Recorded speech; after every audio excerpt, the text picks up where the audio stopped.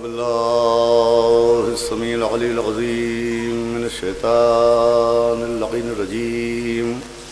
بسم الله الرحمن الرحيم. الحمد لله رب العالمين. الصلاة والسلام على سيدنا ونبينا وشفيعنا وطبيب قلوبنا ومولانا ومقتدانا ابو القاسم محمد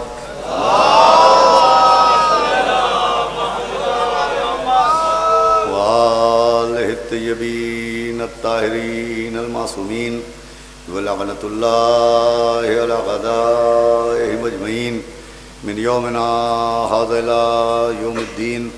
اما بعد فقد صلوات اللہ علیکم وعلى أرواحكم وعلى أجسادكم وعلى أجسامكم وعلى شاهدكم وعلى غائبكم وعلى ظاهركم وعلى باطنكم. ایک صلوات پڑھ دیں محمد.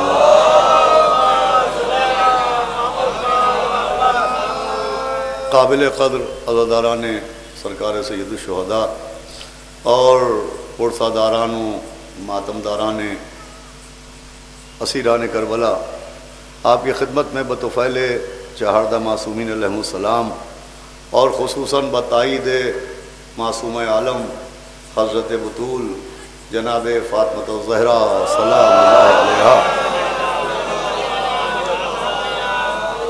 حسینی اکادمی کے زیر اہتمام اس روضہ کاظمین میں منعقدہ اس خمسہ مجالس کی آج چوتھی تقریر و چوتھی مجلس ہے جو ظاہر و باطن کے عنوان سے خطاب کی جا رہی ہیں.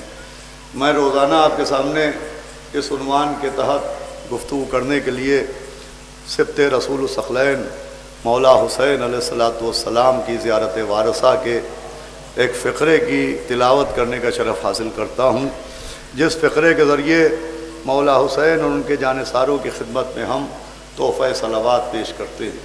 اور اس فقرے میں اس جملے زیارت وارثہ میں جہاں ان کی روحوں کا ذکر ہے، ان کے جسموں کا ذکر ہے، ان کے شاہد و غائب کا ذکر ہے، وہیں ان کے ظاہر و باطن پر بھی صلوات پڑھی جاتی ہے. تو عزیزوں، میں روزانہ یہ بات عرض کر رہا ہوں کہ جو لفظ ظاہر اور لفظ باطن ہے کہ علی ظاہرکم و علی باطنکم، تو یہ ظاہر و باطن صرف الفاظ نہیں ہیں، لفظیں نہیں ہیں، بلکہ صاحبان ایمان کو ایک دعوت معرفت ہے کہ وہ ان الفاظ پر غور کریں اور اہل بیت اطہار کی ظاہری عظمت کے ساتھ ساتھ ان کی باطنی عظمت کو بھی سمجھنے کی کوشش کریں کہ اللہ نے انہیں جو پیکر بشر میں بھیجا ہے تو بشریت ان کا ظاہر ہے، لیکن اس ظاہر کے پردے میں وہ کون سے مراتب ہیں، وہ کون سے اختیارات ہیں جن کی معرفت کرنا ہمارے آپ کے لیے ضروری ہے. دیکھیے، باطن کی میں روز عرض کر رہا ہوں نہایت اہمیت ہے. اتنی اہمیت ہے کہ جب آپ تفسیر قرآن پر نظر ڈالیں تو یہ بات بہت وضاحت کے ساتھ سامنے آتی ہے کہ اللہ نے جس شخصیت کو ہدایت کے عہدے کے اوپر فائز کیا اور جس کو ہدایت کی ذمہ داری سونپی، تو صرف اس کے جسم کو ظاہر نہیں کیا، جسم کو ظاہر کرنے کے ساتھ ساتھ اس کی باطن کا تعارف بھی فرمایا، اس کے باطن کا اعلان بھی فرمایا. چنانچہ اللہ نے جناب آدم کے جسم کو اپنے دونوں ہاتھوں سے خلق کیا، لیکن صرف جسم کو ظاہر نہیں کیا، ملائکہ کو جسم آدم کے سجدے کا حکم بھی دیا. جو فرما رہے ہیں آپ، یہ ان کے باطن کا تعارف ہے. جناب عیسیٰ کو بغیر باپ کے دنیا میں بھیجا تو صرف جسم عیسیٰ آغوش مریم میں نظر نہیں آیا، بلکہ جناب عیسیٰ کو آغوش مریم میں گفتگو کرنے کا حکم دیا. یہ بھی ان کے باطن کی جانب اشارہ ہے. جناب موسیٰ کو اللہ نے فرعون کے دربار میں بھیجا تو صرف جسم موسیٰ کو ظاہر نہیں کیا، بلکہ موسیٰ کے تماچے کے ذریعے موسیٰ کی عظمت کی طرف لوگوں کو متوجہ بھی کیا گیا کہ فرعون کے چہرے پہ حضرت موسیٰ کا تماچا ثبت ہوا. بات عزیزو یہیں تک نہیں ہے. 17 ربیع الاول کو سرکار ختمی مرتبہ جناب احمد مجتبیٰ حضرت محمد مصطفیٰ صلی اللہ علیہ وسلم،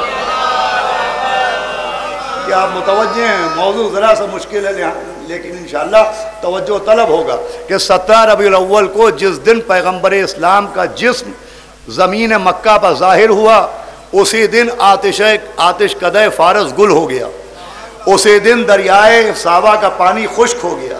یعنی پیغمبر کے جسم کے ظہور کے ساتھ ساتھ معجزوں کا بھی ظہور ہوا ہے، تاکہ کوئی جسم دیکھ کے ان کو اپنا جیسا نہ سمجھے. ہمارے یہاں ایک صلوات بھیجے محمد و آل محمد. اور ہمارے یہاں خود مولا کائنات 13 رجب کو جس میں جناب امیر خانہ کعبہ میں نظر آیا، تو صرف 13 رجب کو مولا علی کے جسم کو ظاہری طور پر پیش نہیں کیا گیا، بلکہ خانہ کعبہ کی دیوار میں دروازہ بھی بنایا گیا. 30 شعبان کو ہمارے آپ کے مولا حسین اس دنیا میں آئے تو صرف جھولے میں جس میں حسین نظر نہیں آیا، جھولے کا معجزہ بھی نظر آیا. ایک صلوات پڑھے محمد و آل محمد.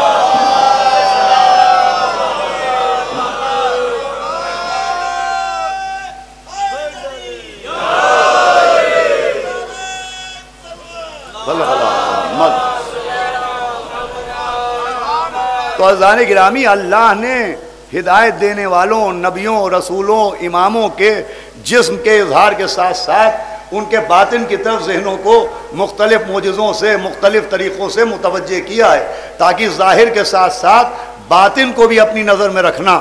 اور پھر وہ قرآن جو ہماری آپ کی ہدایت کے لیے آیا ہے، اس قرآن میں بھی تمام ملت مسلمہ متفق ہے کہ اس قرآن میں بھی جہاں بہت سی آیات محکمات کہلاتی ہیں، بہت سی آیات متشابہات کہلاتی ہیں، بہت سی آیات ناسخ آیتیں ہیں، بہت سی آیتیں منسوخ آیتیں ہیں، ویسے ہی قرآن کی آیات کے لیے ملت مسلمہ اس بات پر متفق ہے کہ آیات قرآن کا ظاہر بھی ہے اور آیات قرآن کا باطن بھی ہے. توجہ رکھیے گا آپ، قرآن کی آیات کے لیے بھی کہ آیات قرآن کا ظاہر بھی ہے اور آیات قرآن کا باطن بھی ہے. اب آیات قرآن کا باطن کیا ہے؟ تو دیکھیں، قرآن کا ایک باطن یہ ہے کہ یوں قرآن میں احکام شریعت بیان ہوئے ہیں، یوں قرآن میں ماضی کے قصے بیان ہوئے ہیں، لیکن قرآن ایک کتاب ہونے کے ساتھ ساتھ مصدق بھی ہے. آپ متوجہ ہو جائیں تو گفتگو میں شروع کروں. خود قرآن کو پڑھیے تو قرآن میں قرآن کو مصدق کہا گیا ہے. مصدق کا مطلب ہے تصدیق کرنے والی کتاب. تو جو ہمارے ہیں آپ، قرآن کا ایک لقب ہے مصدق. مصدق کا مطلب ہے تصدیق کرنے والی کتاب. تو یہ کس کتاب کی تصدیق کرتی ہے؟ اس کا نام مصدق کیوں ہے؟ تو اسے مصدق اس لیے کہتے ہیں کہ جو تورات و انجیل میں تھا سب کی تصدیق قرآن نے کی ہے. بھائی اب متوجہ ہو جائیں گے آپ. بھائی جو تورات و انجیل میں تھا سب کی تصدیق قرآن کے ذریعے ہوئی ہے. کتاب موسیٰ کی تصدیق قرآن نے کی ہے، کتاب عیسیٰ کی تصدیق قرآن نے کی ہے. آئیے مولانا ثقلین صاحب ادھر تشریف لے آئیں، صلوات بھیجے محمد و آل محمد.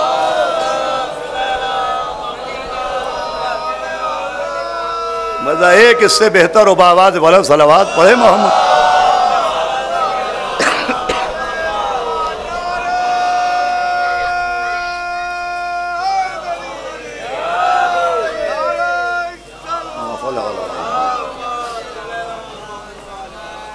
ایک صلوات اس سے بہتر پڑھ دے محمد و آل محمد. بعض میزبان گرامی گفتگو شروع کر رہا ہوں. ہمارے مولانا جاوید صاحب تشریف فرمائیں، میسم صاحب تشریف فرمائیں، ثقلین صاحب بھی آ چکے ہیں. تو قرآن کیا ہے؟ مصدق. مصدق کا مطلب تصدیق کرنے والی. یہ قرآن تورات و انجیل کی تصدیق کرتا ہے. یہ کتاب قرآن و انجیل کی تصدیق کے لیے نازل ہوئی ہے. اب دیکھیں، میں دیکھتا ہوں آپ متوجہ ہے کہ نہیں.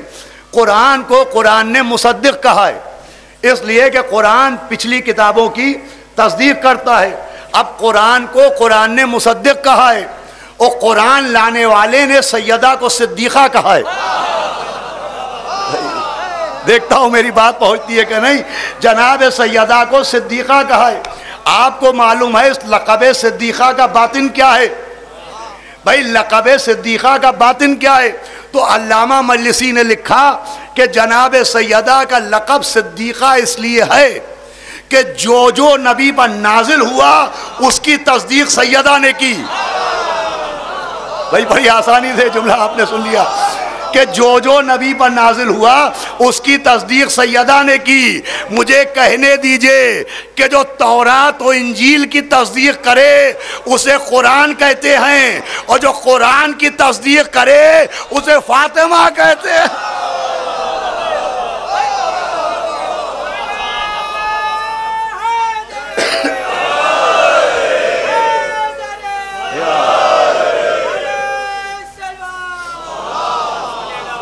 بس متوجہ ہو گئے ہو، میں گفتگو کو شروع کر رہا ہوں.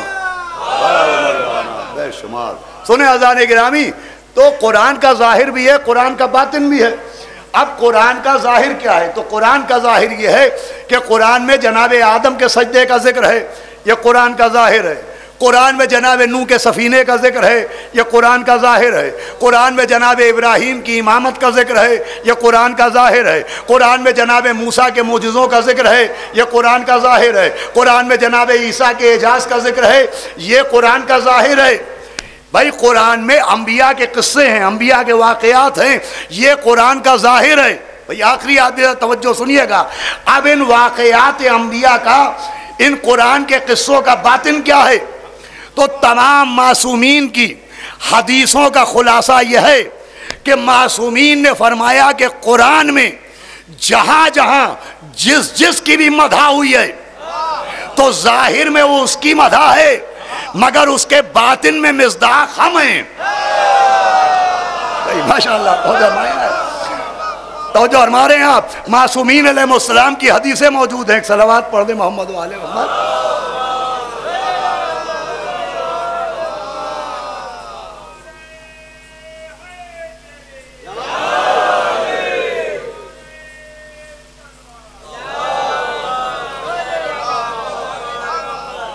بھائی اب بہت خاص بات میں عرض کر رہا ہوں، پوری طرح سے خدا کے لیے میری طرف متوجہ ہو جائیے گا. معصومین کی احادیث کا خلاصہ کیا ہے؟ آپ نے فرمایا قرآن میں جہاں جہاں اللہ نے جس کی بھی مدح کی ہے تو ظاہر نام کسی اور کا آیا ہے.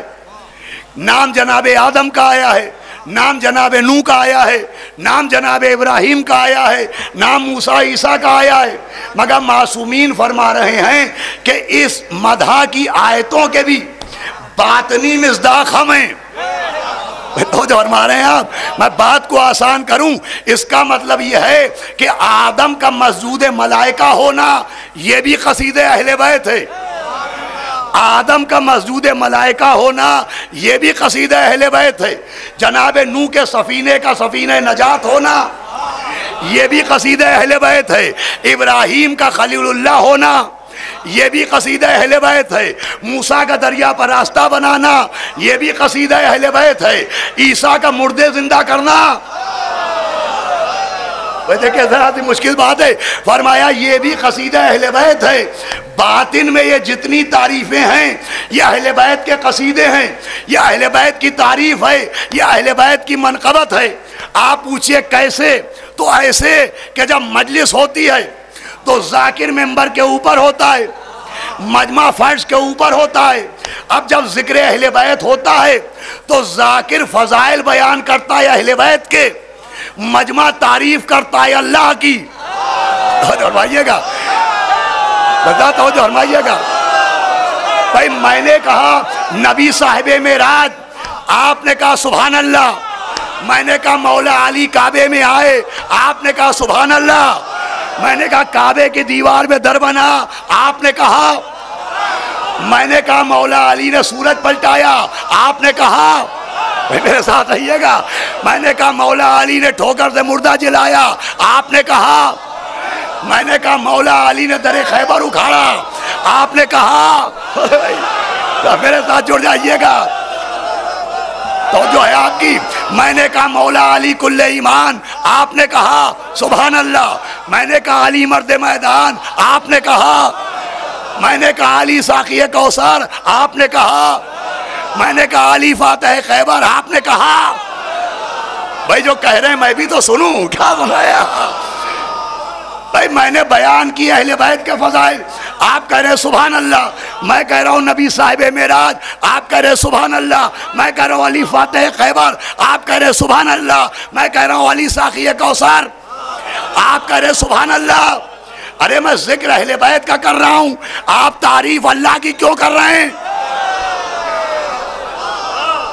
کہ بھئی اس لیے کہ اہل بیت کی جو عظمت ہے، اہل بیت کا جو رتبہ ہے، اہل بیت کا جو اختیار ہے، سب کا سبب اللہ ہے۔ بھئی توجہ ہے کہ نہیں؟ بھئی اہل بیت کا جو رتبہ ہے، سب کا سبب اللہ ہے۔ آپ سمجھئے بھئی جیسے اہل بیت کا جتنا بھی مرتبہ ہے، سب کا سبب کون ہے؟ اللہ۔ اہل بیت کی اختیار کا سبب اللہ، اہل بیت کی بلندی کا سبب اللہ، اہل بیت کے نور کا سبب بھئی توجہ فرما رہے ہیں آپ، اللہ۔ تو جیسے اہل بیت کی بلندی کا سبب اللہ ہے، اہل بیت کے بعد جو کچھ ہے وہ اللہ کی وجہ سے ہے۔ اب سمجھئے آدم کا مسجود ملائکہ ہونا، ان کا قصیدہ کیوں؟ نوح کا صاحب سفینہ ہونا، ان کا قصیدہ کیوں؟ بھائی جیسے اہل بیت کے پاس جو کچھ ہے سبب اللہ ہے، ویسا ہی آدم کے سجدے کا سبب نور اہل بیت۔ نوح کے سفینے کے نجات کا سبب فیض اہل بیت، ابراہیم کی آگ میں محفوظ رہنے کا سبب نصرت اہل بیت، موسیٰ کی عظمت کا سبب عظمت اہل بیت، عیسیٰ کے مردہ جلانے کا سبب قوت اہل بیت۔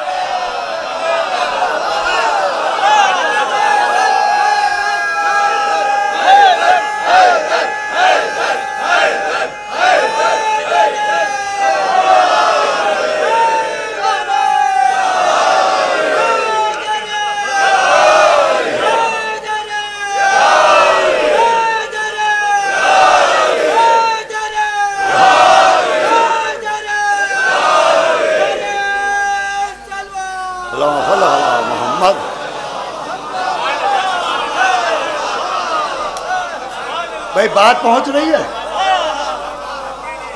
کہ باطن میں اہل بیت ہیں، اس سب کے پیچھے اہل بیت ہیں، ہر عظمت کے پیچھے اہل بیت ہیں، ہر فضیلت کے پیچھے اہل بیت ہیں۔ بھائی خود بسم اللہ الرحمن الرحیم جو اس کو اتنی اہمیت ہے، تو بسم اللہ الرحمن الرحیم کی عظمت کا سبب انا نقطتو کیا سن رہے ہیں آپ؟ تحت الباب۔ اور یہ صرف دوست نہیں جانتے ہیں، دشمن بھی جانتے ہیں۔ اسی لیے تفسیر رازی میں امام فخر الدین رازی نے لکھا کہ جب حاکم شام مدینے آیا تو اس نے بغیر بسم اللہ کے نماز پڑھائی، تو پیچھے سے پڑھنے والوں نے کہا یبن ابو سفیان سرختا فی الصلاۃ۔ ارے آپ مجھ سے جو نہیں پا رہے ہیں، کیا تو نماز میں بھی چوری کرنے لگا؟ اس کا مطلب بغیر بسم اللہ کے نماز پڑھنا چوری ہے۔ جو بغیر بسم اللہ کے نماز پڑھے وہ چور ہے، اور چور کی سزا یہ ہے کہ ہاتھ کاٹو۔ اب ہاتھ کاٹے بعد میں جاتے ہیں، باندھے پہلے۔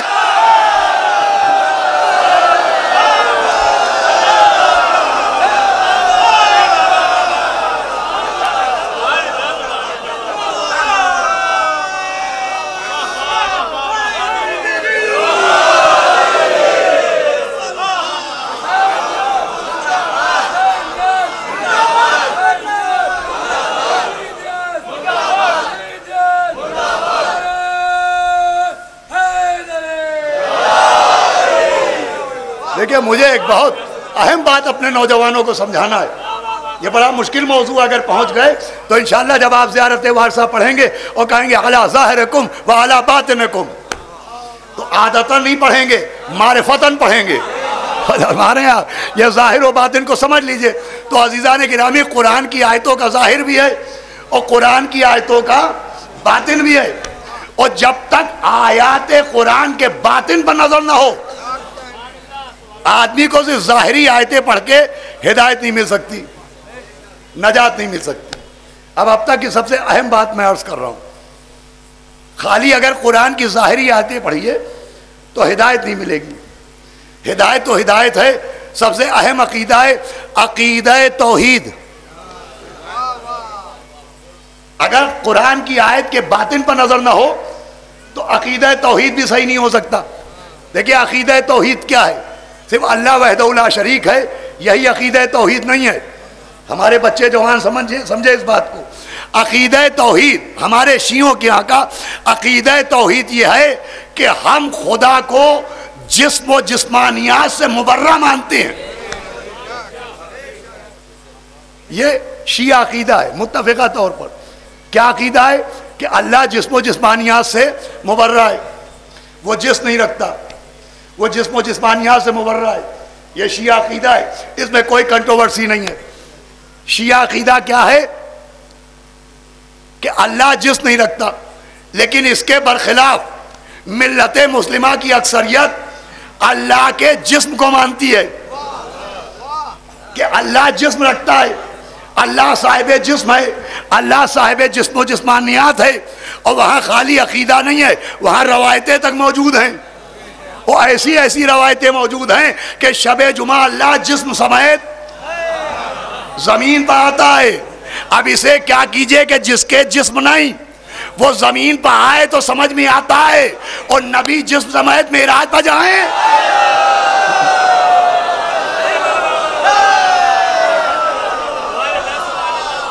ارے بھائی میں بہت مضبوط گفتگو کر رہا ہوں، آپ کی خدمت ہے۔ ایک صلوات پڑھے محمد و آل محمد۔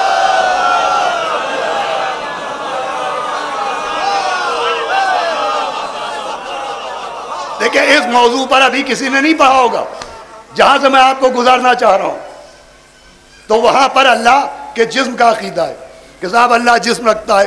وہ ہر شب جمعہ وہ نزول اجلال فرماتا ہے، نزول اجلال فرماتا ہے کہ وہ آسمان سے نازل ہوتا ہے۔ اور ایسی روایتیں نہیں ہیں، یہاں تک روایت ہے کہ روز محشر قیامت کی گرمی ہوگی، جہنم کے شعلے بھڑک رہے ہوں گے، آتش جہنم بھڑک رہی ہوگی، وہ اللہ جہنمیوں کو جہنم میں ڈالنا ہوگا، مگر جہنم بھرے گا نہیں، بار بار جہنم آواز دے گا، حل من مزید، مجھے اور چاہیے، حل من مزید، مجھے اور چاہیے، حل من مزید، مجھے اور چاہیے۔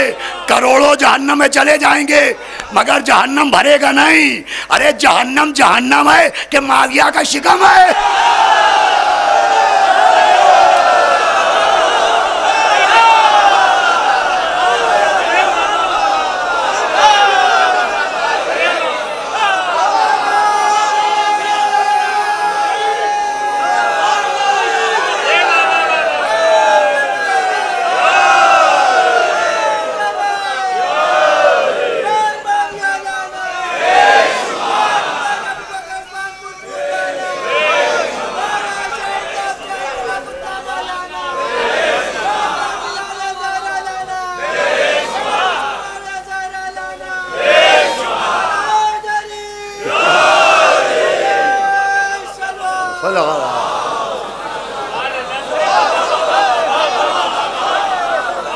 حل من مزید، حل من مزید، مجھے اور چاہیے، اور چاہیے، اور چاہیے۔ شکم ہی نہیں بھر رہا ہے۔ اونٹ کھانے والوں کو کھا گیا مگر اس کی آگ نہیں بجھے گی، تو روایت ہے کہ معاذ اللہ خاکم و دہن، اللہ اپنا پیر جہنم میں ڈال دے گا۔ تو وہاں جسم کا تصور ہے کہ اللہ جسم رکھتا ہے۔ ہمارے یہاں کیا ہے؟ بچے نوجوان سنیں خاص کر کے، انہی کے لیے میں پڑھ رہا ہوں کہ اللہ جسم نہیں رکھتا۔ تو وہ لوگ جو جسم خدا کے قائل ہیں کہ خدا جسم رکھتا ہے، آپ ان سے پوچھیں وہ کس دلیل سے خدا کا جسم مانتے ہیں؟ پوری توجہ سنیے گا۔ وہ جو جسم خدا کو مانتے ہیں تو ان کے پاس دلیل کیا ہے؟ تو جب آپ ان سے دلیل مانگیں گے تو وہ روایتیں نہیں سنائیں گے، وہ بھی قرآن کی آیتیں سنائیں گے۔ بھائی جب آپ ان سے پوچھیں گے خدا کا جسم ہے کیا دلیل ہے، تو وہ روایتیں نہیں سنائیں گے، وہ بھی آپ کو قرآن کی آیتیں سنائیں گے۔ بھائی قرآن کی بہت سی آیتیں ایسی ہیں جس میں اللہ کے چہرے کا ذکر ہے، اللہ کی آنکھوں کا ذکر ہے، اللہ کے ہاتھوں کا ذکر ہے۔ تو فرما رہے ہیں آپ، بھائی قرآن میں ایسی آیتیں ہیں جس میں اللہ کے چہرے کا ذکر ہے، اللہ کے کان کا ذکر ہے، اللہ کی زبان کا ذکر ہے، اللہ کے ہاتھوں کا ذکر ہے، اللہ کی آنکھوں کا ذکر ہے۔ جب آپ بیٹھیں گے تو کہیں گے پڑھو قرآن، دیکھو خدا کے چہرہ ہے تو جسم بھی ہے، خدا کی آنکھیں ہیں تو جسم بھی ہے، خدا کے ہاتھ ہیں تو جسم بھی ہے، خدا کے کان ہیں تو جسم بھی ہے۔ اب بتائیے کیا کیجئے گا؟ اب بتائیے آپ کیا کیجیے گا؟ کھیل تماشا تھوڑی ہے کہ آپ بحث ان سے کر لیجیے گا. وہ آپ کو قرآن کی آیتیں سنائیں گے، قرآن کی آیتیں سنائیں گے کہ اللہ کہہ رہا ہے ابلیس تو نے اس کا انکار کیا جسے میں نے دونوں ہاتھوں سے بنایا. جناب نوح سے اللہ کہہ رہا ہے نوح میری آنکھوں کے سامنے سفینہ بناؤ. قرآن کہہ رہا ہے سب کچھ فنا ہو جائے گا صرف اللہ کا چہرہ باقی رہے گا. وہ آپ کو قرآن کی یہی آیتیں سنائیں گے. وہ کہیں گے دیکھیے قرآن میں اللہ کے چہرے کا ذکر بھی ہے، ہاتھوں کا ذکر بھی ہے، آنکھوں کا ذکر بھی ہے، کانوں کا ذکر بھی ہے. تو جب آنکھیں ہیں تو چہرہ بھی ہے، جب ہاتھ ہے تو چہرہ بھی ہے. توجہ فرمائیں آپ، جب چہرہ ہے تو جسم بھی ہے. توجہ فرمائیے گا، جب آنکھیں ہیں تو جسم بھی ہے، جب کان ہے تو جسم بھی ہے. وہ جس میں خدا کے قائل ہونے کے لیے قرآن کی آیتوں کا سہارا لیتے ہیں. اچھا ہم بھی یہی آیتیں پڑھتے ہیں مگر خدا کے جسم کو نہیں مانتے. بھائی آخری آدمی سے توجہ چاہتا ہوں، اگر یہ بیکار ہو گیا تو میری محنت رائگاں ہو جائے گی. بھائی یہی آیتیں ہم بھی پڑھتے ہیں مگر ہم خدا کا جسم نہیں مانتے. وجہ جانتے؟ وجہ یہ ہے کہ ہم آیت کے ظاہری لفظوں کو نہیں دیکھتے. پوری توجہ چاہتا ہوں، میرے مولا میری مدد کرے. ہم آیت کے ظاہری لفظوں کو نہیں دیکھتے، لفظوں کے باطن میں علی کے القاب کو دیکھتے.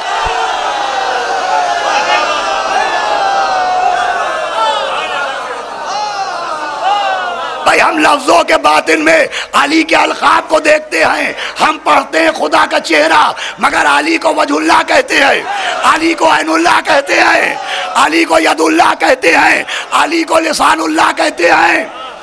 سنیے گا بات رہے گا نہ جائے. اور یہی شیعت ہے، یہی شیعت ہے. علی کو وجہ اللہ ماننا شیعت ہے، علی کو ید اللہ ماننا آخری آدمی تک شیعت ہے. علی کو لسان اللہ ماننا شیعت ہے، علی کو نص اللہ ماننا شیعت ہے.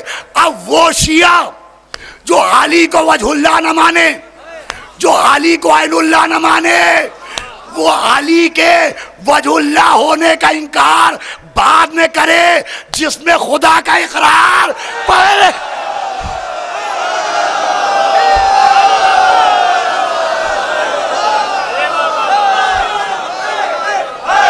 ہاں ماشاءاللہ یہ ہے کام.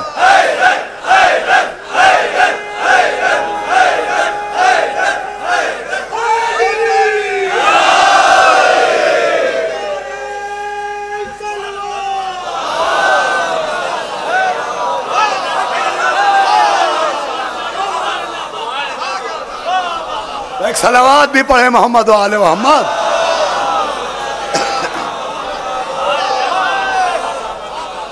دیکھیں کتنی مشکل سی چیز ہے. بھائی اگر مولا علی وجہ اللہ نہیں ہے، عین اللہ نہیں ہے، ید اللہ نہیں ہے، نفس اللہ نہیں ہے تو پھر اللہ کا جسم ماننا پڑے گا. تو یا تو جسم والا خدا مانو یا علی کو وجہ اللہ مانو. بھائی صلوات بھیجے محمد و آل محمد.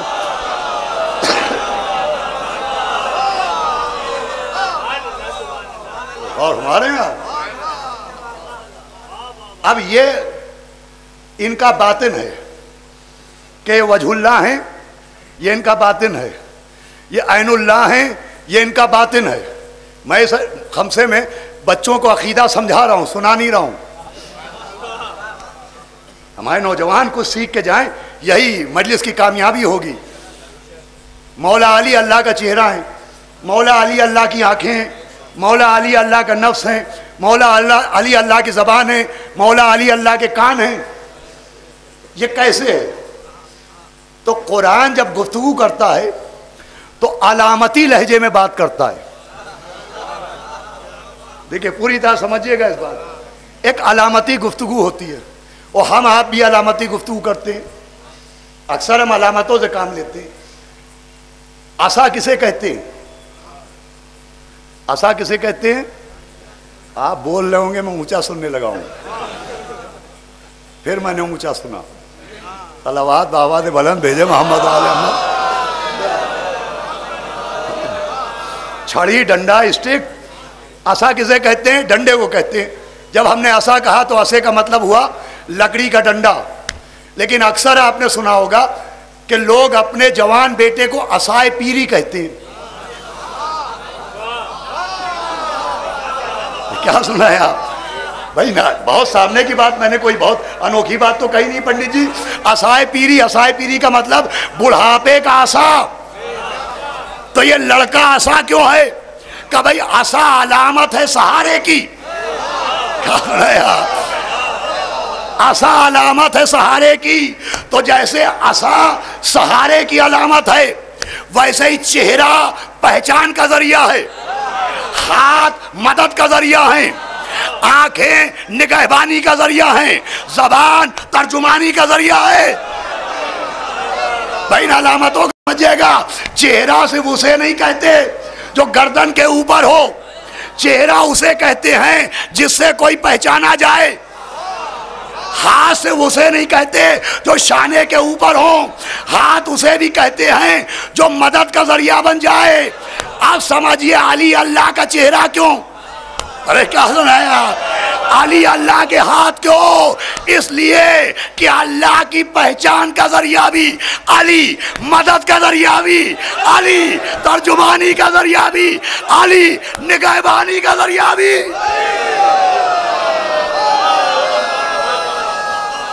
حیدری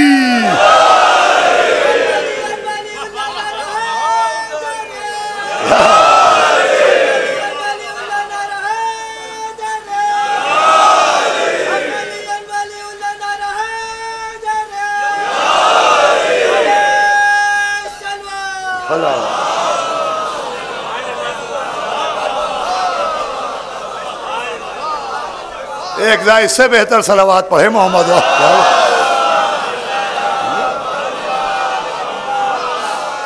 بھائی ذریعہ تو یہی ہے، ذریعہ یہی ہے. لوگ کہتے ہیں صاحب سب کچھ اللہ کے ہاتھ میں ہے، اللہ سے مانگیے. تو بے شک سب کچھ اللہ کے ہاتھ میں ہے. اللہ کے ہاتھ کہاں ہیں؟ کیا بولا؟ کہ صاحب اللہ سے مانگیے، کیا وہ عطا نہیں کر سکتا؟ اللہ کو پکاریے، کیا اللہ سن نہیں سکتا؟ تو یہ جو نحیف و لاغرو ٹی وی زدہ لاؤڈ اسپیکر لگائے، یہ کیوں لگا ہوا ہے؟ میری صحت کے مطابق صلوات بھیجے محمد والے محمد کہ کلیجہ نکل جائے آواز نہ جانے پائے. صلوات بھیجے محمد والے محمد.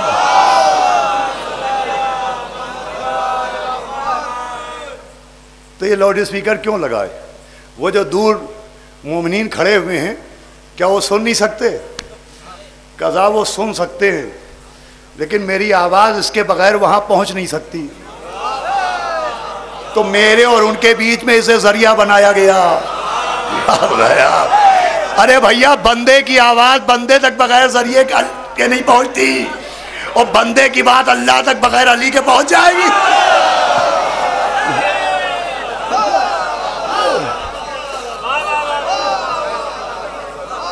کہا اب اللہ کو پکاریے، کیا اللہ سن نہیں سکتا؟ تو بے شک اللہ سن سکتا ہے. آپ میری تقریر سن رہے ہیں گھٹنے سے یا کوہنی سے، تلوے سے یا پنجے سے؟ کاہے سے سن رہے ہیں؟ کان سے. تو اللہ بھی تو کان سے سنے گا. آپ کے یہاں تو جسم ہے. ارے ران ہے، کان کہاں ہے؟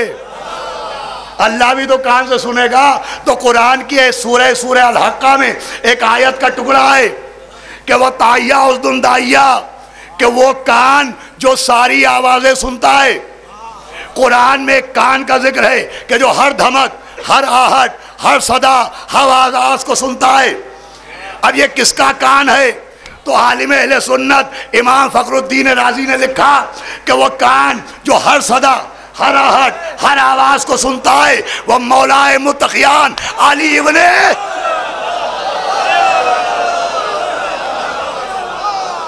سنیے گا انشاءاللہ، دعا دے کے اٹھیے گا. وہ مولا علی کا کان ہے. کہیں پکارے سنیں گے علی، پکارے کوئی سنیں گے علی، آہٹ کہیں ہو آئیں گے علی، صدا کوئی دے سنیں گے علی، ہر آواز ہر آہٹ ہر مناجات ہر کرا مولا علی تک پہنچتی ہے۔ میں کہوں گے اے میرے مولا یقیناً آپ سب کی آوازیں سنتے ہیں، لیکن آوازوں کا سننا اور ہے، آوازوں کا سمجھنا اور ہے۔ بھائی میں اکیلے مجلس پڑھ رہا ہوں، میری ایک ایک بات آپ کی سمجھ میں آ رہی ہے کب؟ جب میں اکیلے مجلس پڑھ رہا ہوں۔ ابھی کوئی صاحب اٹھیں وہ نوحہ پڑھنے لگیں، کوئی صاحب اٹھیں وہ زیارت پڑھانے لگیں، تو آواز آپ میری بھی سنیں گے، آواز نوحہ پڑھنے والے کی بھی سنیں گے، لیکن جب کئی لوگ ایک ساتھ بولیں گے تو پہچاننا مشکل ہو جائے گا کہ مصرع کس کا، یہ جملہ کس کا، یہ فقرہ کس کا۔ میں کہوں گا اے میرے مولا ایک وقت میں لاکھوں آپ کو پکارتے ہیں، کسی نے کاظمین میں پکارا، کسی نے نور باڑی میں پکارا، کسی نے درگاہ میں پکارا، کسی نے بزازہ میں پکارا، کسی نے مفتی گنج میں پکارا، کسی نے کانپور میں پکارا، کسی نے دولت مانگی، کسی نے اولاد مانگی، کسی نے صحت مانگی، کسی نے عزت مانگی، کسی نے رتبہ مانگا، کسی نے نجات مانگی، کسی نے عزت مانگی۔ اے میرے مولا، اے کل ایمان، اے مرد میدان، اے وسیع رسول، اے شوہر بطول، اے جناب امیر، اے مولا غدیر، اے قطب الاقطاب، اے حبیب الاحباب، اے کتاب مستور، اے صاحب طور، اے آدم کو توبہ سکھانے والے، اے نوح کا سفینہ چکی سے کنارے لگانے والے، اے ابراہیم کو آگ سے بچانے والے، اے موسیٰ کا بازو پکڑ کے دریا پار کرانے والے، اے عیسیٰ کو مردہ زندہ کرنے کا ہنر سکھانے والے۔ اے میرے مولا آوازوں کے جھرمٹ میں آپ پہچانتے کیسے ہیں کہ عزت کس نے مانگی، دولت کس نے مانگی، اولاد کس نے مانگی، جنت کس نے مانگی؟ آپ کیسے پہچانتے ہیں؟ آواز آئے گی ارے تو مجھے کہاں پہچانتا ہے؟ ارے جس کی ذوالفقار نسلیں پہچان۔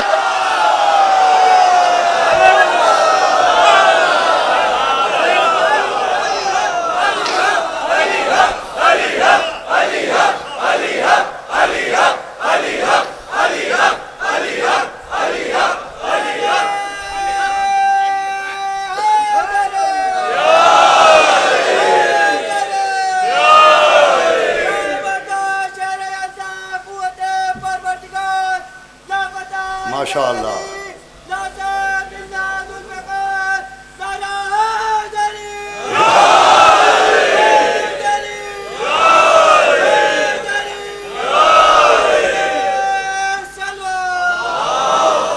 یہ مسئلہ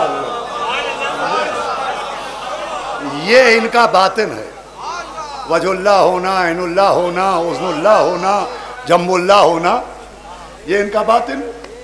یہ پیکر بشر میں بھیجے گئے، یہ ان کا ظاہر ہے، یہ ان کا ظاہر ہے کہ یہ پیکر انسانی میں آئے، یہ پیکر بشر میں آئے، یہ ظاہر ہے،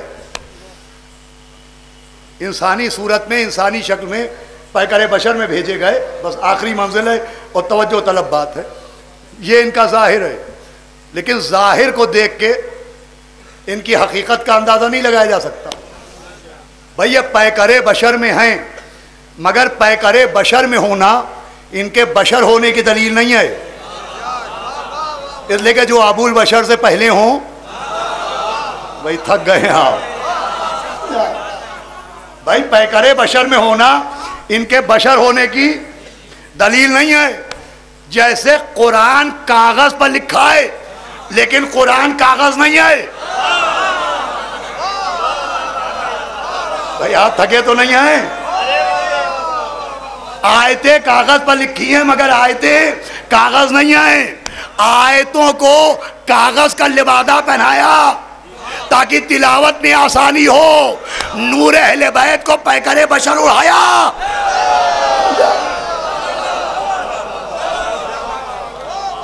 تاکہ ہدایت میں آسانی ہو۔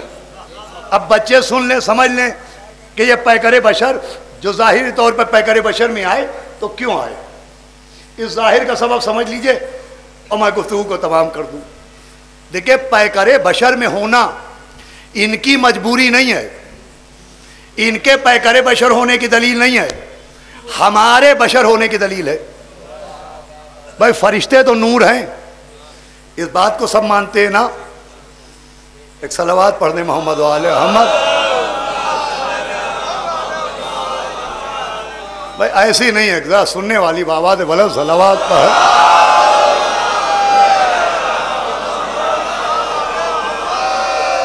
بھائی فرشتے نور ہیں، اس میں تو کسی کو شک نہیں ہے، سارے مسلمان مانتے ہیں کہ فرشتے نور ہیں۔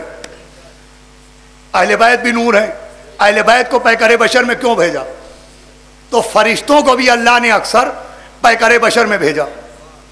جناب داؤد دربار میں بیٹھے ہیں تو 2 فرشتے آئے، مگر فرشتے بن کے نہیں آئے، فرشتے بشر بن کے آئے، فرشتے انسان بن کے آئے۔ یہ پہلا ثبوت ہے۔ خود جناب مریم کے پاس جب فرشتہ عیسیٰ کی بشارت دینے آیا تو فرشتہ بن کے نہیں آیا، تو جو ہمارے یہاں فرشتہ پیکر بشر میں آیا۔ قوم لوط پر عذاب دینے کے لیے جب فرشتے آئے تو یہاں بھی فرشتے بن کے نہیں آئے، بشر بن کے آئے۔ کیوں؟ بھائی اللہ نے جب فرشتوں کو زمین پر بھیجا، کبھی جناب داؤد کے پاس، کبھی جناب مریم کے پاس، کبھی جناب ابراہیم کے پاس، کبھی قوم لوط کے پاس، تو فرشتوں کی شکل میں نہیں بھیجا۔ خدا کے لیے میری طرف متوجہ ہوئیے گا، فرشتوں کو انسانی شکل میں بھیجا۔ کیوں؟ کہا اس لیے کہ فرشتے جن کے بیچ میں آئے وہ انسان تھے۔ ارے بھائی اگر یہ بات میں نہیں سمجھا پایا تو میری محنت اکارت ہے۔ چونکہ انسانوں کے بیچ میں بھیجا، لہذا شکل انسانی میں، اس کا مطلب قانون یہ ہے کہ جب نور انسانوں کے بیچ میں جائے گا تو نورانی شکل میں نہیں جائے گا، انسانی شکل میں۔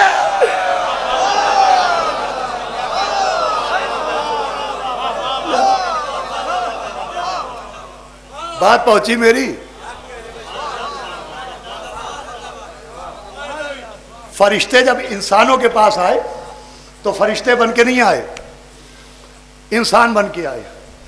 جناب داؤد بیٹھے، مجمع لگا انسانوں کا، فرشتے انسانی شکل میں آئے۔ قوم لوط کے پاس آئے، انسانی شکل میں آئے۔ فرشتے بن کے نہیں آئے، مگر جب سیدہ کی چکی چلانے آئے، ارے بھائی کیا ہو رہا ہے؟ تو جروا رہے ہیں، تو انسان بن کے نہیں آئے، فرشتے بن کے۔ جب سیدہ کے بیٹوں کا جھولا جھولانے آئے، بھئی اگر یہ جملہ رائے گا گیا میری محنت اکارت، تو فرشتے انسان بن کے نہیں آئے، فرشتے بن کے۔ ارے جب فطرس مولا حسین کے جھولے کے پاس آیا تو انسان بن کے نہیں آیا۔ اگر انسان بن کے آیا ہوتا تو ہاتھ پیر مانگتا، بالوں پر نہ مانگتا۔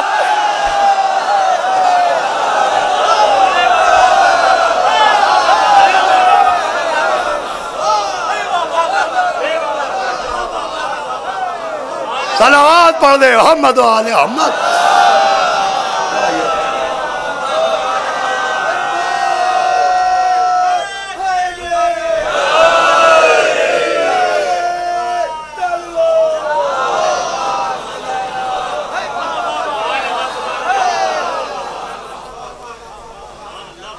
فرشتے جب در اہل بیت پہ آئے، اہل بیت کے گھر کے اندر آئیں، تو وہاں فرشتے بن کے آئے، وہاں انسان بن کے نہیں آئے۔ لیکن جہاں انسان ہوں گے وہاں انسان بن کے آئیں گے، اور جہاں نور ہی نور ہو، فرما رہے ہیں آپ، وہاں وہ اپنی اصل شکل میں آئے۔ کہا مگر صاحب جب روٹیاں مانگنے آئے تھے تو یتیم بن کے کیوں آیا، مسکین بن کے کیوں آیا، اسیر بن کے فرشتہ کیوں آیا؟ تو یہاں پر در اہل بیت پر مانگنے والوں کا اسٹیٹس سمجھانا تھا۔ کیا بنایا؟ یہاں در اہل بیت پر مانگنے والوں کا اسٹیٹس سمجھانا تھا کہ اہل بیت سے مانگنے والوں کو فقیروں جیسا نہ سمجھنا، فرشتوں جیسا سا۔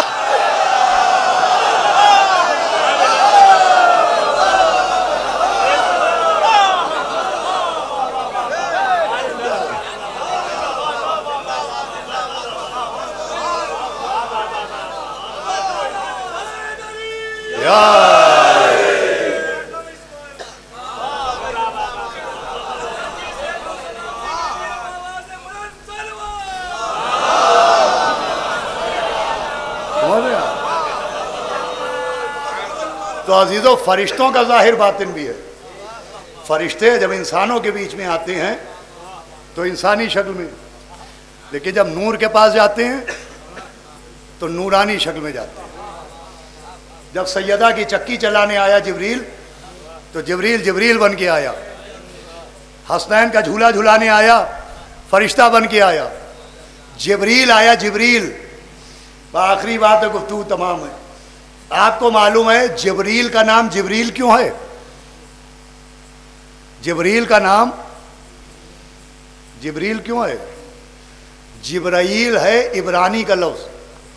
وہ عبرانی زبان میں اللہ کو کہتے ہیں ایل اور خادم کو کہتے ہیں جبر.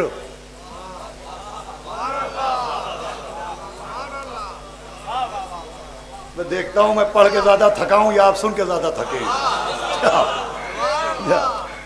جبریل کا کیا مطلب ہوا؟ اللہ کا خادم. جبر کہتے ہیں خادم کو اور ایل کہتے ہیں اللہ کو. جبرائیل کا مطلب ہوتا ہے اللہ کا خادم. اللہ نے جبریل کو اس لیے خلق کیا کہ وہ اس کی خدمت کرے، مگر اسے کیا کیجئے کہ خادم اللہ کا ہے، چکی سیدہ کی چلاتا ہے. اللہ یار کی خادم اللہ کا ہے، جھولا اہل بیت کا جھلاتا ہے. خادم اہل بیت کا ہے، لافتہ کا نعرہ علی کے لیے لگاتا ہے. خادم اللہ کا ہے، مسکرا کے کلیجہ منافق کا کھاتا ہے. بھائی خادم اپنا بنایا، چکی سیدہ کی چلوائی. خادم اپنا بنوایا، جھولا حسنین کا جھلوایا. یہ کیا معاملہ ہے؟ آواز آئے گی. معاملہ یہ ہے کہ سمجھو توحید کا ظاہر کیا ہے، توحید کا باطن کیا ہے. بھائی بات تمام ہو گئی. توحید کا ظاہر کیا ہے، توحید کا باطن کیا ہے. ہم سمجھا رہے ان کی خدمت کرنا ہی میری خدمت کرنا ہے. ارے نہیں جملہ پہنچا. اللہ سمجھا رہا ہے اہل بیت کی خدمت کرنا میری خدمت کرنا ہے. تو اہل بیت سے مدد مانگنا اسی سے مدد مانگنا.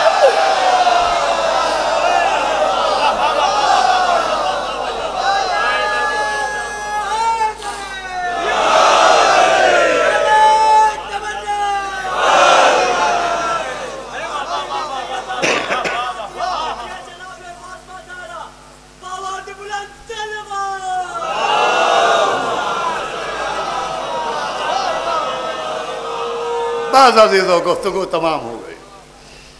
ظاہر کے ساتھ باطن کی معرفت ضروری ہے. اب کل آخری مجلس ہے اور اللہ نے چاہا تو جناب سیدہ کے صدقے میں اس موضوع کا لب لباب اور نتیجہ پیش کروں گا. آج اتنا بہت ہے کہ علی ظاہرکم و علی باطنکم، کہ ان کے ظاہر کے ساتھ ساتھ ان کے باطن کی عظمت کو سمجھنا ضروری ہے. ان کے جسم کو دیکھ کے اپنا جیسا نہیں سمجھنا چاہیے کہ جسم ان کے پاس بھی ہے، جسم ہمارے پاس بھی ہے. ارے ہمارا جسم اور ہے، ان کا جسم اور ہے. ہمارا جسم جس حجرے میں آئے، جس حجرے میں پیدا ہو وہ نجس ہو جاتا ہے. ان کا جسم جس کعبے میں آئے وہ پاک ہو جاتا ہے. ہمارے جسم کا خون جس شے پر گر جائے وہ نجس ہو جاتی ہے. ان کا خون جس خاک میں مل جائے وہ خاک شفا بن جاتی ہے.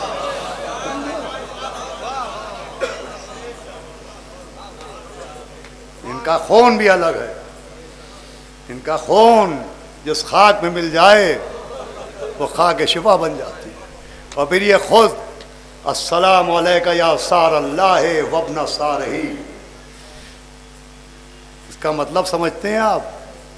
کبھی موقع ملا تو تشریح کی جائے گی.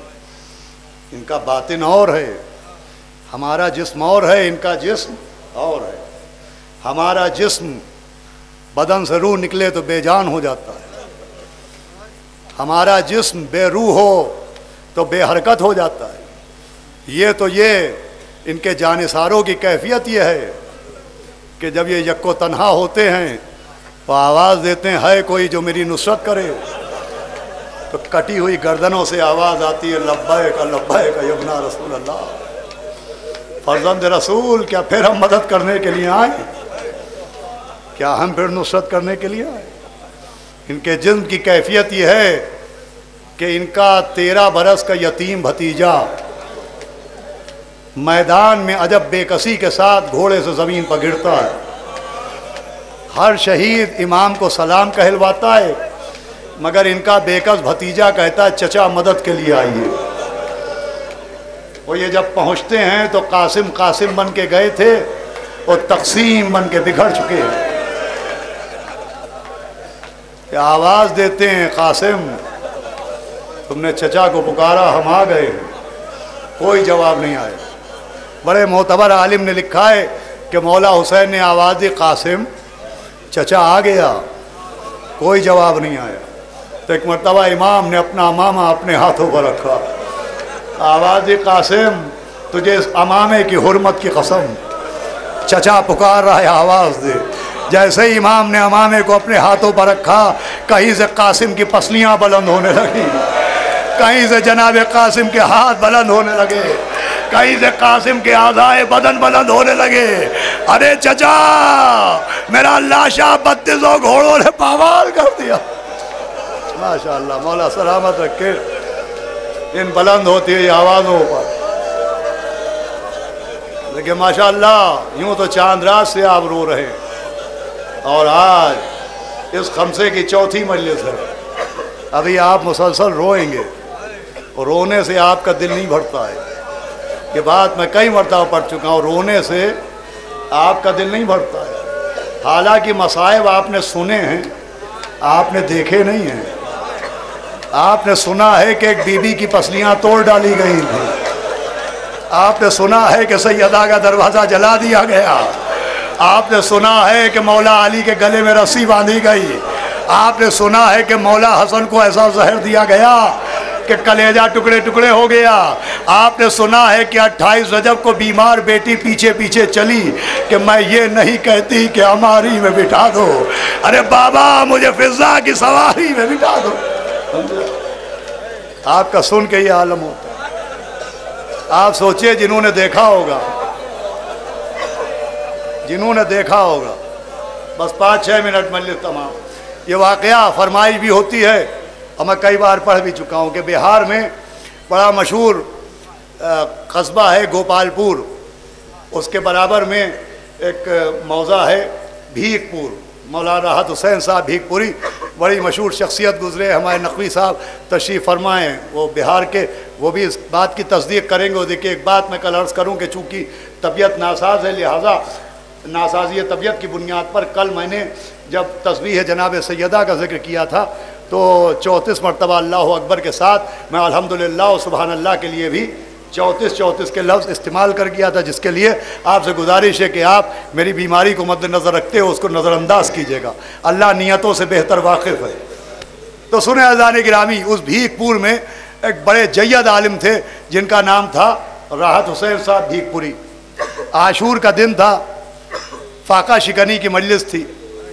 انہوں نے مصائب پڑھے، ایک تو عاشور کا دن اللہ اکبر، اور عصر کا وقت، اور سامنے پانی رکھا ہو اللہ اکبر. نہ جانے آپ کے ساتھ کبھی یہ گزرا کہ نہیں گزرا. ارے عصر کے وقت اگر پانی کو غور سے دیکھیے تو پانی پانی نظر نہیں آتا. کبھی پانی میں عباس کے کٹے بازو نظر آنے لگتے ہیں، کبھی پانی میں سکینہ کے کانوں کا لہو نظر آنے لگتا ہے. تو انہوں نے مصائب پڑھے اور مومنین بے ہوش ہو گئے. کچھ دیر کے بعد لوگوں کو افاقہ ہوا اور لوگ فاقہ شکنی کر کر کے اپنے اپنے گھر جانے لگے. لیکن مولانا راحت حسین صاحب نے سنا کہ عزا خانے کے اندر سے کسی کے رونے کی آواز آ رہی ہے. اب جو یہ اندر گئے تو دیکھا ایک بزرگ جن کے بال سفید، ریش مبارک سفید، اور وہ عزا خانے کے اندر ایسے رو رہے جیسے جوان بیٹے کے سامنے باپ رو رہا ہو. اللہ اکبر. تو انہوں نے غور سے دیکھا، پھر قریب گئے اور ان بزرگ سے کہا کہ میں پہلی مرتبہ آپ کو اس بستی میں دیکھ رہا ہوں، آپ ہماری بستی کے نہیں ہیں. میں اتنا پوچھنا چاہتا ہوں کہ ابھی میں نے مصائب پڑھے، سب کا گریہ رک گیا، لیکن آپ کا گریہ بدستور جاری ہے. آخر مصائب کا کون سا جملہ آپ کے سینے میں اتر گیا جو آپ کے آنسو نہیں رک رہے ہیں؟ تو رونے والے نے سر اٹھایا، کہا کہ میں جو تو نے پڑھا ہے وہ سن کے نہیں رو رہا ہوں، میں نے اپنی آنکھوں سے زہرا کا اجڑا ہوا گھر دیکھا، میں نے عباس کے کٹے ہوئے بازو دیکھے، میں نے اکبر کا چھدا ہوا سینہ دیکھا، میں نے علی اصغر کا 6 مہینے کا لاشا دیکھا۔ اللہ اکبر، آواز بلند۔ رونے میں کوئی تکلف نہیں کیا جاتا۔ میں نے کل عرض کیا تھا کہ جب ایک ذاکر فضائل پڑھتا ہے، آپ داد دیتے ہیں تو پڑھنے والے کو طاقت ملتی ہے، لیکن جب آپ چیخ مار کے روتے ہیں تو سیدہ بی بی کو بڑی راحت ملتی ہے۔ اللہ، جناب معصومہ کونین کو بڑا سکون ملتا ہے، جناب سکینہ آپ کو دعا دیتی ہیں، جناب زینب آپ کو دعا دے کے جاتی ہیں۔ ان بزرگ نے سر اٹھایا، کہا میں نے دیکھا ہے۔ تو انہوں نے حیرت سے کہا کہ آپ کوئی امام ہیں؟ کہا نہیں۔ کہا آپ کوئی نبی ہیں؟ کہا نہیں۔ کہا پھر آپ کون ہیں جو آپ نے دیکھا؟ تو کہا تم گھبراؤ گے تو نہیں؟ کہا فرمائیں؟ کہا مجھے زعفر جن کہتے ہیں۔ اللہ اکبر۔ ارے عاشور کے دن میری شادی ہو رہی تھی کہ ایک جنات نے میری ماں کو آگے بتایا، ارے تم بیٹے کے سر پہ صحرا باندھ رہی ہو، وہاں سیدہ کا لال خون کے دریا میں آوازیں دے رہا ہے، حال میں ناصر یا سننا، ارے آئے کوئی جو میری ماشاءاللہ ماشاءاللہ۔ بس انہیں مجلس تمام ہے کہ میں جو کربلا میں پہنچا تو چاروں طرف سے تیروں پہ تیر چل رہے تھے، انبیاء حسین کو سلام کر کر کے جا رہے تھے کہ ایک مرتبہ میں نے کہا السلام علیکہ یا ابا عبداللہ، آواز آئی وعلیکہ السلام یا زعفر، تم نے بڑی دیر کر دی۔ زعفر ہمارا 18 برس کا بیٹا ایڑیا رگڑ کے مارا جا چکا، زعفر ہمارے 32 برس کے عباس کے بازو کٹ گئے، ہمارا یتیم بھتیجا پامال ہو گیا، ہمارے اون و محمد شہید ہو گئے۔ زعفر کہتے میں نے ہاتھ جوڑے، میں نے کہا آقا ابھی باتیں نہ کیجئے، پیاس کے مارے آپ کے ہونٹوں سے خون بہ رہا ہے، پہلے میں پانی پلا دوں پھر بات کروں گا۔ آوازی زعفر پانی کا نام نہ لینا، ارے جس کے ہاتھوں پر 6 مہینے کا علی اصغر پیاسا مارا گیا، بس عزیزہ مجلس تمام ہو گئی۔ وہ پانی پی کے کیا کرے گا؟ یہ کہہ گئے، زعفر کہتے امام نے آسمان کو دیکھا، کہا زعفر آنکھیں بند کر لو، زمین کربلا کو چھوڑ کے چلے جاؤ۔ کہا آقا میں نصرت کرنے آیا ہوں۔ کہا نہیں زعفر جاؤ، سر جھکاؤ، آنکھیں بند کرو، اب زمین کربلا سے چلے جاؤ۔ کہا آقا مجھے رکنے کیوں نہیں دیتے؟ کہا جاؤ زعفر، ہماری اماں فاطمہ آ رہی ہے، ہماری اماں آ رہی ہے، الوداع الوداع۔